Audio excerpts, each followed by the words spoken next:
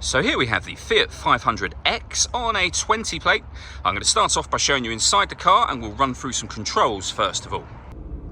Okay, now that we're inside the car, we're going to start with the dials. On the left hand side we have the speedometer.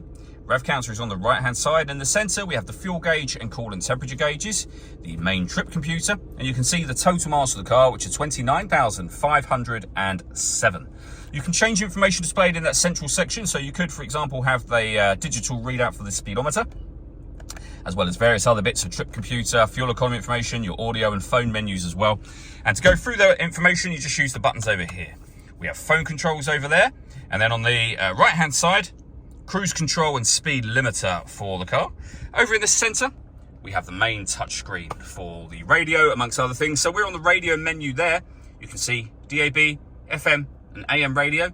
If you hit the media button, nothing is connected at the moment, but you can connect up various devices, so USB, Bluetooth audio, so you can stream your music wirelessly, and auxiliary input as well. So plenty of ways to listen to your music in this car. You can pair your phone down the bottom here. Uconnect will allow you to plug in your smartphone and project certain Fiat friendly apps up onto this screen should you wish to do that. Working our way down, we have the hazard warning lights. We can turn off the stop and start. This car is designed to cut out when it's stationary in traffic to save you fuel. The system is off when that light shows.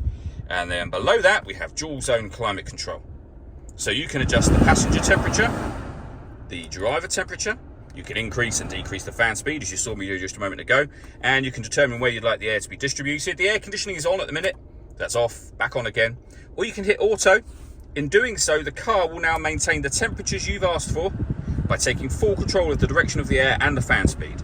To override that, just make any manual adjustment. You can put it back on your own settings here, and you'll see that auto has now gone off.